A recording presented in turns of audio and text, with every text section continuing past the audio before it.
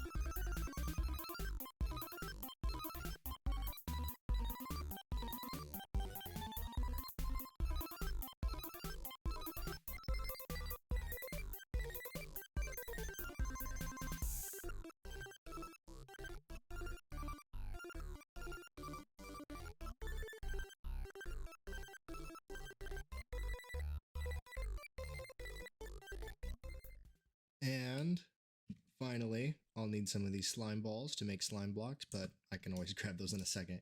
And with that, we should have pretty much all of our items. Stone, andesite, we've got lime glass, plus a little bit of other glass, granite, bricks, iron blocks for any garage doors we might want to make, verdant frog lights, and some deep slate, although I have a feeling I'm going to have to go mine some more. So that won't be too fun. But before we can even think about building, we have this very unusable land that we have to terraform. So let's get to digging.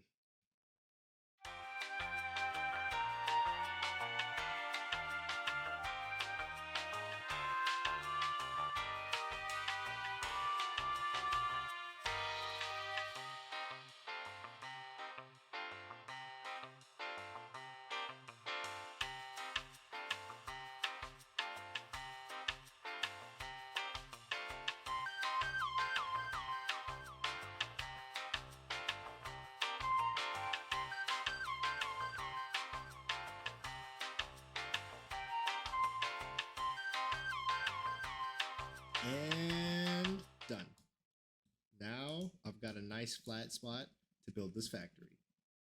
Okay, since the last clip, I actually tore down that hill back there. I set up a beacon because there was quite a bit of stone to cut through. But now I think it's time to walk you through the kind of vibe I'm going for with this build. I really wanted it to be very industrial. So I want to put a lot of different conveyor belts and a lot of motion of the items. I want you to see the item kind of go through the factory. And I also want to really decorate the inside and make it a lot more interesting. Because in this factory, which I really love, it kind of is a little lackluster on the inside. So I'd like to really lean into the industrial feeling. So now that I've taken down that beacon, I think it's time to kind of break down what I mean by a conveyor belt. Now, if you don't know, soul sand is actually slightly smaller than a normal block. And what you can do with this is you can take some items and have them get caught on that little ledge and they're moved. So my idea is by taking a pattern that looks like this, whoops, you can see that the items kind of get moved with it. Now, I am actually going to see for the first time. Oh, it reached 12. It reached 12. That's a different problem. Let me solve that really quick. And also, if you want to build something like this, the junctions are actually really easy. So we'll do this, and then I actually need to get this to fire real quick. Okay, so there are the ender pearls. Let's push it. Yep. So now they're going the other way. So the plan is basically to have the slime drop down at some point. We're going to have to move the pipe from over there to over here, obviously, somewhere. And have them kind of drop down onto the blocks. And even if they land on, like, say, the blackstone, it's fine because they'll fall onto the soul sand and then get taken with it. And that way we can kind of show the slime as it follows a little path throughout the facility. And I think that'll look really cool and super industrial. So first, let's figure out how big we want this place to be. Oh man, guys, this is going to be a pretty big build, but that actually makes me pretty happy. So here I've kind of just constructed a little bit of a frame. I've got a 20 block by 20 block square. I kind of want this to be the entrance and kind of separate of the industrial area, which I'm going to put up here. So in this section, once we get past this kind of like entrance / greeting room, I want to make this look super cool, of course, but right here is where all the magic and all of the conveyors are going to go. And I think that this is more than enough room to kind of convey the industrial theme. I am going to have to terraform a lot more, but I'm actually not going to worry about that right now because that sounds very depressing. So I think I'm going to fill this all in with some stone and then maybe sprinkle a little bit of andesite in. And I'll see you again once I get that done. Okay, now that I'm finally done with filling in all the stone, I think the next part I'm going to get to is trying to figure out how I want the conveyor belts and everything to work. Now, I really want to save this area to be kind of a shipping area, a shipping yard, I want to have garage doors and a couple trucks because I feel like that would look extremely cool. So I definitely want to kind of stick to over here or even over in this area specifically. I would even maybe even like to put a storage system over here for all the slime balls. So maybe I snake around like that, but I'll come back to you guys once I got the conveyor belts all in place. Okay, so I think I have the approximate conveyor belt path kind of planned out. Now, this station down here, I'm actually going to change out in a little bit. I want to actually feed it back down so that way I can run the conveyor belt back underneath all of this and return it to the start over here. So that way it'll be an actual continuous conveyor belt. And then that way I can actually pick up the items right here, because if you didn't know, you can actually pick up items through soul sand because they're slightly smaller. See, if I drop items, they get sucked down into the hopper. So that way we can run them over here and then into hoppers, and then we can move them to a storage system over there or something. But I really like the way this works out. The reason you can't just go on forever is because pistons can only push 12 blocks. So if you try to just keep moving on, I mean, nothing's gonna happen. It won't work. So I think this is pretty good. I gotta make sure the order's right though. I'm pretty sure filling in the blocks was a bad idea because it needs to alternate, and this is at 12, so it's gonna push and the blackstone will end up here. So as I thought, trying to fill in the corners did indeed scramble everything, but I managed to get it all back in order now, so I can give you an example of how this is gonna work out. So what's actually going to happen, I just dropped those items for right there for now, but what's actually going to happen is through this, I'll have a bubble column with a little bit of water flowing and then a sign, so the items will drop down here. And I did just realize I actually might need to make this a little bit longer so you never see the piston, you only see actual blocks. I think I'll do that instead. But that way, you will be able, if I can get out of here, you will be able to have the items drop onto the conveyor and you never have to see water as it kind of pushes along. But I still have to manually come back here and put it in order. But as you can see, it's kind of working. It might be better to use a button because I have to remember to flick it off. But when it... Oh, what? Okay, after running some bug fixes, I think I figured out the problem. It seems to be because the observers were too fast. It was messing with the items. But I think it should work now that I've slowed it down a bit. And obviously now you can see why I kind of want to go down. I built all these other temporary ones to make it a true piston feed tape, but you can't really walk around if you do this, so it'll look very bad. I would really love to run it underneath, so underground is definitely going to be an option, but let's look at it now. Let's remember to turn that off. So as we can see, the items move, hopefully. Yeah, see, now it's being carried with it, right? All right, let's see if this stack makes it too. If that stack makes it as well, I think I feel pretty confident. Let's see. Okay, so it looks like the main problem that we had to worry about was the timing. So by slowing it down just a little bit, we're able to make it work better. Also, I hate the rain. It makes it look bad. But let's see if it makes it through this curve too, which I think it should. Let's see. Yeah, nice. You can see how it kind of keeps up with that. So we need to make sure that we redispense the items down here at the bottom of our water column, which I had to kind of build into. But we're going to build that water pipe, and down at the bottom, like where we reinsert our items, we're going to have to make a new dispenser system so that the items get refreshed, because they could despawn after 5 minutes, and it could very well take 5 minutes to flow from whatever pipe we connect to that, obviously underground, up to here, and then to run on this feed tape. But it looks like it's making it, so let's see if it makes it all the way to the hoppers. So as we can see here, the items have made it all the way over here. There was a little mishap, but we should see, yep, picked up. Nice. Let's see if that happens with this stack too, which I think it should. Once that works, I'll get to hiding everything and making sure that works all nicely too. But let's see. On this next push, it should be caught. Perfect. All right. So I think the idea is a success. So I'm going to build up this feed tape underground, and I'm going to make the whole water column, and I'll be back when all of that's done so you can see how it looks. Okay, so after a lot of messing with the system, I think I got something that's working. As you can see, it's rotating through, kind of just going all the way through. And it seems to be pretty quick, to be honest. Like, it does not take long for the feed tape to get back around. So there is one spot right there where you have to double up, though. You can't alternate perfectly, which is a little annoying, but just because of how it works, you need an odd number of blocks for a feed tape. And if you try to do an alternating pattern, you obviously would need to have an even number. But yeah, so let's try this just by tossing a couple items. And we can see, hopefully they all start to get picked up and scooted across.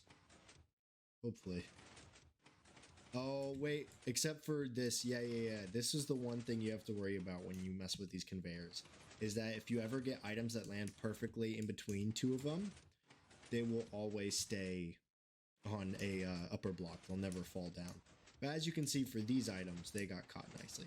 So when we make our water stream here, we are going to have to put like, we're going to cover this, but we are going to put like a glass pane or something here instead of a sign, so that way the items fall and they land and they make sure they align themselves and they don't end up way at this front corner. But yeah, so as you can see, the items are getting pulled. That's like the third one that spawned during this project, I swear. Is it because I'm near a village? Why? Anyways, as you can see, the items are getting moved. So this is quite nice, you know? It's a little slow. I did actually do some interesting things with this part of the system in particular. All the other ones, I don't really care about them. Oh, I broke it. I don't really care about them having like all this bulky redstone. But on the side where I'm going to be looking from, which will be over here, I might do it to that one too, but I really want to be able to focus on the actual build rather than see something that juts out like that far. So I figured I'd make it sleek. It's all under the stone and everything. So it's just very simple. It pulses here. This is where you get the extended pulse. And then right over here, there's a redstone torch. So it just kind of loops. You have to make sure to use 2 torches if you do this though, because otherwise it'll stay out by default, and that means that this will never get pushed here for it to get moved. So that's pretty cool. You could probably honestly reduce. Oh, that pulses. Yeah, I forgot. Observers pulse a little too quickly. You cannot reduce the pulse because we're messing with the observer part there. Right here, maybe you could get away with not doing it, but yeah, these guys want to say hi. Let me go grab my items really quick.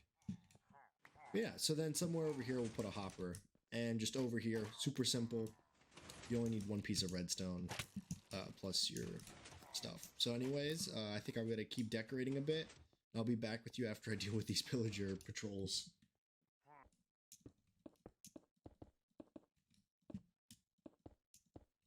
So I threw together this little granite and brick wall, like I was mentioning earlier, and I think it looks pretty nice. So I'm going to kind of wrap it around. I'm going to save that front part till the end because that's going to be the most like decorative, to be honest, but I'm just going to kind of wall out this area, see what I'm working with before I start to add, like, I really want to add like a big kind of blob of slime here. I grabbed some slime earlier, so I might just put some here and mix in some of the green frog light because I think that adds a nice bit of light, plus it looks pretty cool, and just do stuff like that. So I'm gonna wrap that wall around and then start to add in some of the more interesting details before deciding what I'm gonna do above this little granite base.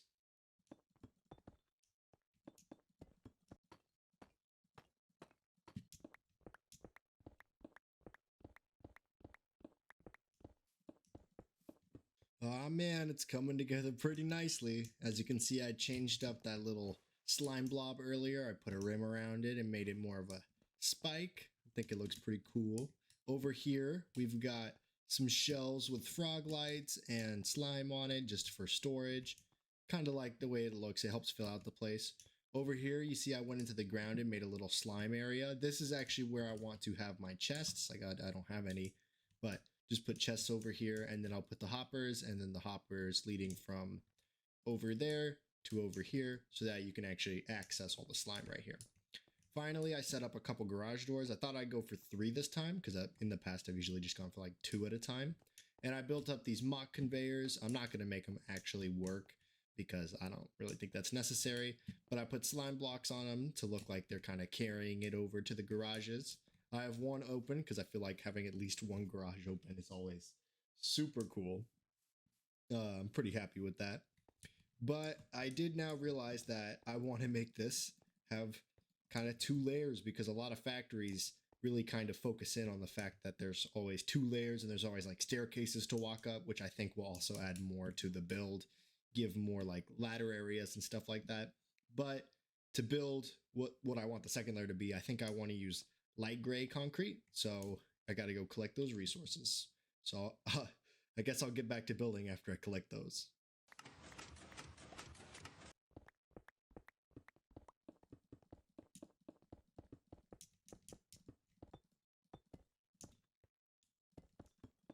Alrighty, so as you can see, I added in a lot of this upper floor. I gathered up all that light gray concrete.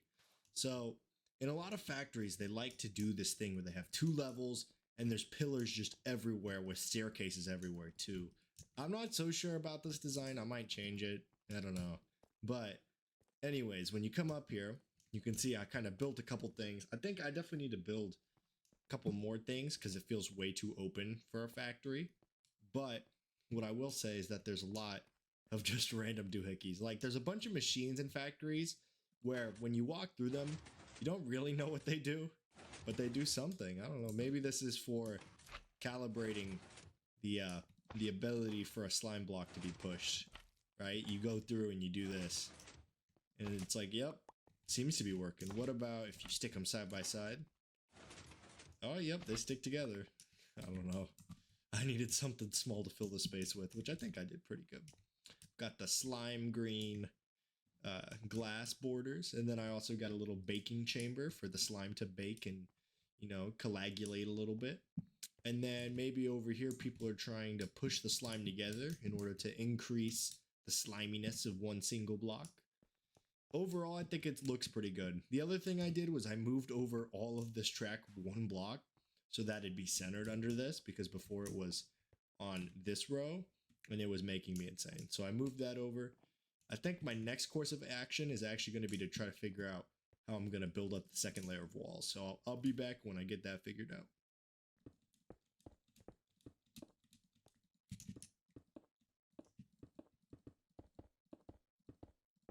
So after a little bit of brainstorming and building, and this is what we're starting to see take shape. I really like the use of the terracotta with the brick to differentiate it from the base. No granite, plus these I'm kind of pretty intentional with my patterns, but with the terracotta and brick, I was able to just scroll really fast. I could actually unbind the little stopper in the scroll wheel and kind of let it do its job randomizing for me. But kind of liking this. I know that whenever I get to the roof and I get to those kind of smokestacks, instead of using campfires, I want to use the slime and the frog lights in order to create like a fake smog, which is green colored to kind of match the whole feel. But I really like the way that these look from the inside, to be honest. So I think I'm gonna go around and finish up the rest of this factory wall and then get the chimneys done. And the next time I'm back, I should be done with the main factory part. I just got to build the entrance and maybe fill in a couple more areas.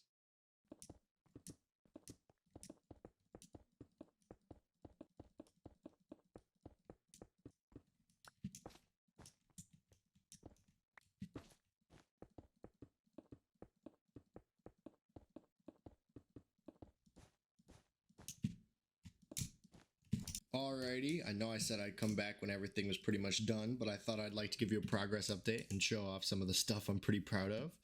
I started to extend this out. This will be the little reception area, so this isn't going to be a stone floor by any means, but still getting there. I need to bring out the granite and brick. I've got the terracotta and brick up above done though. I added in a smokestack, which is pretty cool, and then all around I dotted some frog lights underneath gray carpets to blend into the floor. But what I want to show you is this right there. Hey, that looks pretty good. for a slime ball, I think. I mean, I like it. I'm pretty happy with it. This took so many like trials, building and rebuilding, trying to copy it pixel for pixel. You can't do it perfectly, but honestly, I'm really happy with that. But yeah, so I'm going to work on getting that base down, figuring out the floor, building a divider wall here, and then I'll be back when I have that pretty much done, and I can talk about how I want to decorate this whole greeting area.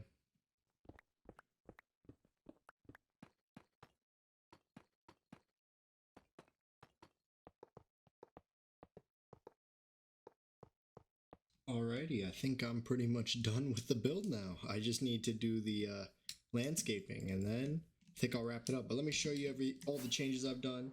So, first off, I've added a bunch of details at the top. I got rid of the slime smoke. I like normal smoke more.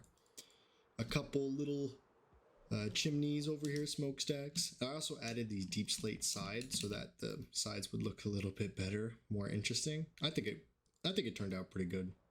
I haven't done anything to the back though, but that's fine because that won't be in the thumbnail, so it doesn't matter. In here we got a fancy room. Oh, this is the entrance. I'm gonna put a desk maybe or something, I'm not sure. But this is how it looks on the inside. We've got some hanging lights, some pipes going around. I need to finish those shelves actually. That is actually one thing I need to do before I can call this finished. The conveyor belt's going. I added note blocks to make funny noises. A little bit of a bass sound effect. Other than that though, I need to landscape, and this project's pretty much done. So yeah, I guess I'll see you when I'm fully finished.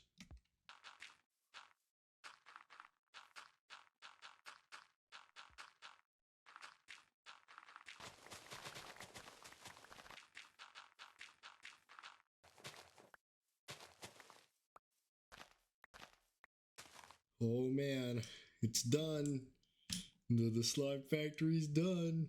Oh wow. This took it a long time. Even. It's called goop. So as you can see, I kind of got the landscaping done. A lot of the grass, I had to break all the flowers that grew with it. A little bit of a road leading up, and another semi truck.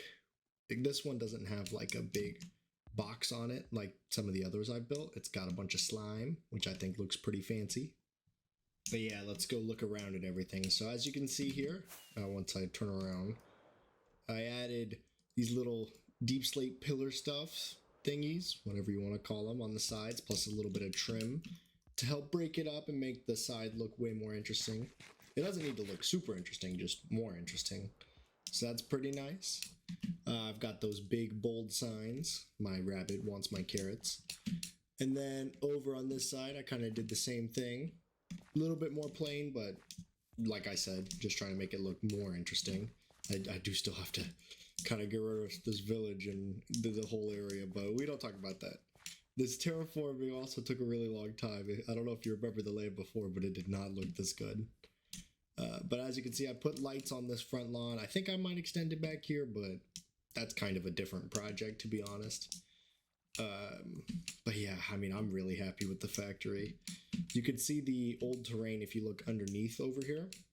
So I've kind of got it like all at an edge, and you can just see the frog light spam and then the frog lights hidden under the moss carpet on top. Plus the road sunken in the ground. But yeah, I mean, I'm really happy with this. Let's head inside.